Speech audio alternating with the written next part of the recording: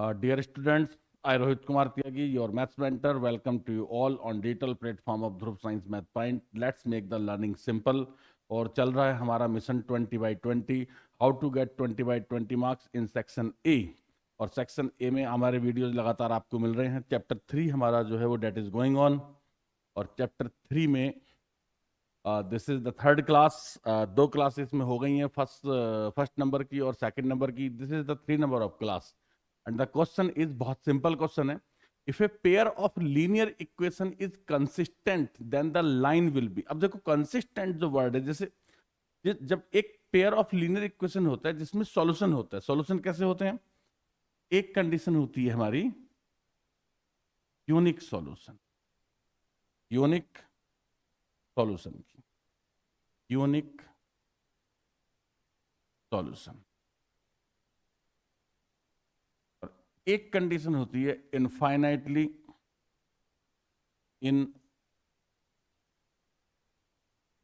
Infinitely many solution, many solution. तो जिन linear equations में ये सॉल्यूशन होते हैं उन्हें हम बोलते हैं कंसिस्टेंट सिस्टम ऑफ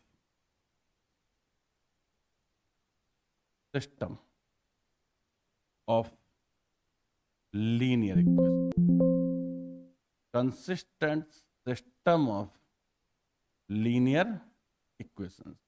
अब इन दोनों इंफॉर्मेशंस के हिसाब से हम आंसर चेक कर लेते हैं। ये कहता है if a pair of linear equation is consistent, अगर वो कंसिस्टेंट है तो क्या होगा? तो उसमें दोनों चीजें होंगी, उसमें इनफाइनाइट यूनिक सॉल्यूशन भी होगा और इनफाइनाइटली मैनी सॉल्यूशन भी होगा। तो यूनिक सॉल्यूशन का जो कनेक्शन है वो किसके साथ है? इंटरसेक्टिंग के साथ। और कोइंसिडेंट का जो कनेक्शन है वो इनफाइनाइटली मैनी सॉल्यूशन के साथ है। तो इसका मतलब हमारा जो ऑप्शन सी है that is the correct answer.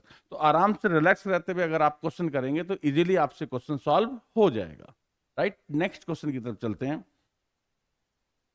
Next question is बड़ा अच्छा क्वेश्चन है। A pair of equation y equal to 0 and y equal to -7। अब आप ध्यान से देखो, एक ग्राफ ड्रॉ करते हैं।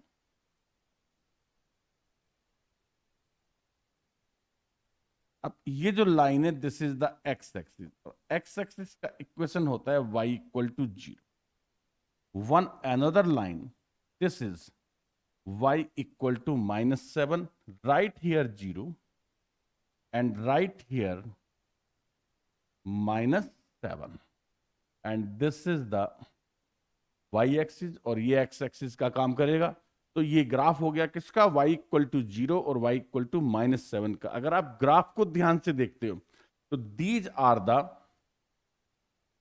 Parallel lines. कैसी लाइंस हैं? Parallel lines. और पैरेलल लाइंस जो होती हैं they don't intersect to each other. तो अगर वो इंटरसेक्ट ही नहीं करती हैं तो इसका मतलब इसके अंदर यानी पैरेलल लाइंस में कोई भी सॉल्यूशन नहीं होते हैं।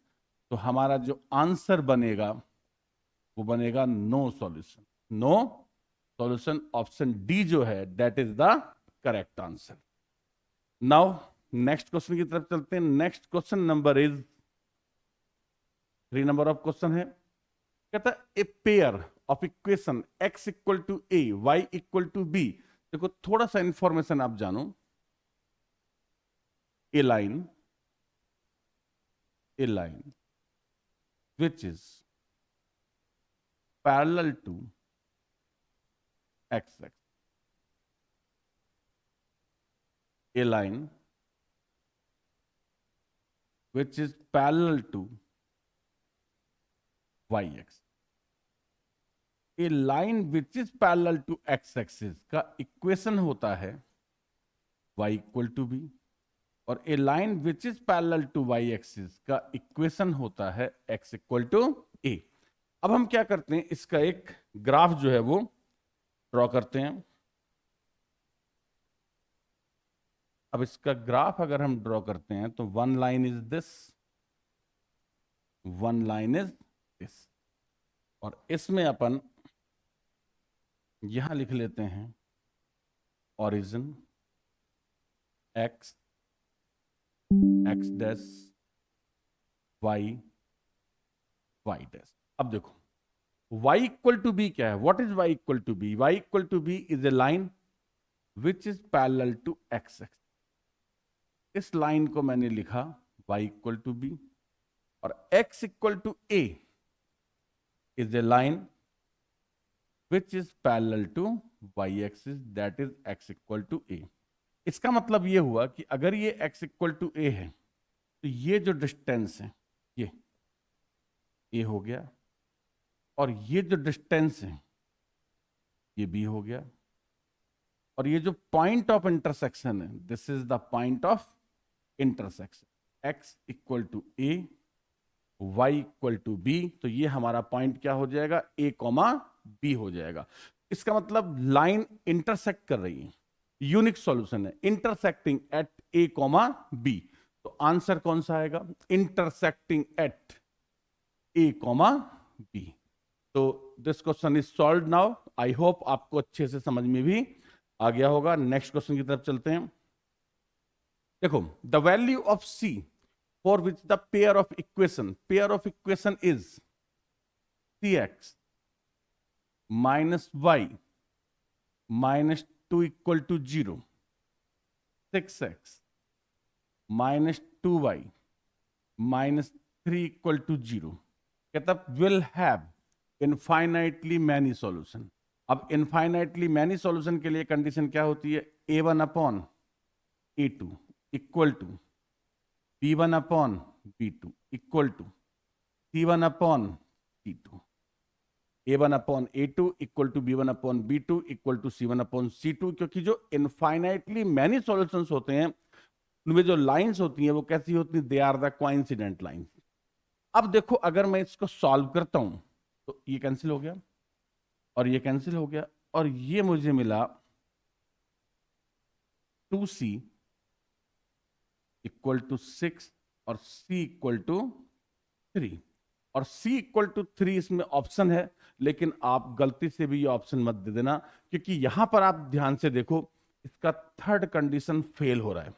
फेल हो रहा है मतलब कि जो सिचुएशन है वो बन रहा है a1 upon a2 equal to b1 upon b2 not equal to c1 upon c2। मतलब जो कंडीशन है वो पैरेलल लाइंस का है। क्वेश्चन किसका है, इनफाइनाइटली मैनी सॉल्यूशन यानी कोइंसिडेंट लाइन का है। इसका मतलब ये हुआ कि ये दोनों इंटरसेक्ट ही नहीं करेंगी, यानी c का जो वैल्यू आ रहा है वो वैल्यू बनेगा ही नहीं, फेल है। इस टाइप के क्वेश्चन पर बहुत ध्यान देना, ये एग्जाम में आते हैं तो ज्यादातर बच्चे क्या करते हैं कि इनका आंसर जो है वो ऑप्शन ए टिक कर देंगे, और अगर आपने ऑप्शन ए टिक किया तो आपका सॉल्यूशन गलत हो जाएगा और मिशन 20/20 की जगह वो आपका 19 रह जाएगा। अगर आपको 20/20 करना है तो प्लीज जो इस टाइप के वैल्यूएबल इंफॉर्मेशन आपको मिल रहे हैं आप उनको कलेक्ट करते रहिएगा। तो आंसर आपने देना है इसमें नो वैल्यू, क्योंकि जिसके लिए क्वेश्चन पूछा है वो क्या है, क्वेश्चन पूछा है इनफाइनाइटली मैनी सॉल्यूशन का, और जो कंडीशन बन रही है यानी ये जो b1 अपॉन b2 है ये c1 अपॉन c2 के इक्वल होना चाहिए था, लेकिन ऐसा नहीं है, इसलिए हम इसमें वैल्यू फाइंड ही नहीं कर सकते। तो क्या आ जाएगा, नो वैल्यू। नेक्स्ट क्वेश्चन की तरफ चलते हैं। Next question is one equation of A pair of dependent linear equation. बहुत सिंपल है, देखो -5x plus 7y equal to 2। अब डिपेंडेंट इक्वेशंस क्या होते हैं, जैसे मैं इसको 2 से मल्टीप्लाई कर दूं, 3 से कर दूं, 4 से कर दूं, तो जितने भी इक्वेशन बन के आएंगे वो डिपेंडेंट इक्वेशन होंगे, यानी second equation is depends on the first equation. और ये जो डिपेंडेंट इक्वेशन वाली कंडीशन होती है ये होती है बच्चों कोइंसिडेंट लाइंस।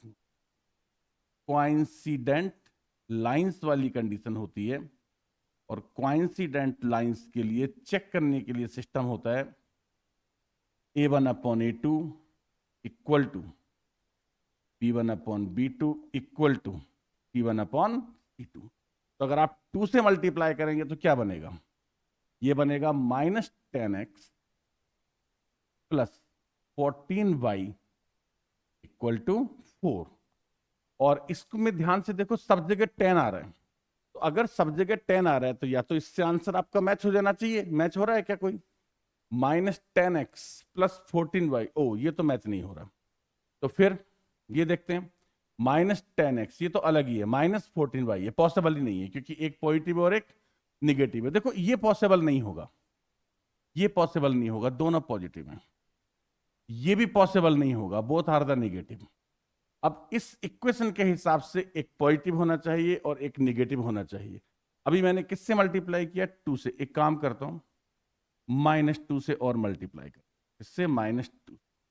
अगर -2 से मल्टीप्लाई किया तो it will be 10x minus 14y equal to, multiply किससे किया? -10 से, हाँ ठीक है, इक्वल टू -4। और इसको अगर मैं कन्वर्ट करूंगा, सॉरी मतलब राइट साइड से 4 को अगर मैं ट्रांसफर करूंगा तो +4 इक्वल टू 0। देखो कोई ऑप्शन आपका मैच होता है क्या? 10x माइनस 14y ये मैच हो गया भाई, ऑप्शन डी के साथ मैच हो रहा है ये।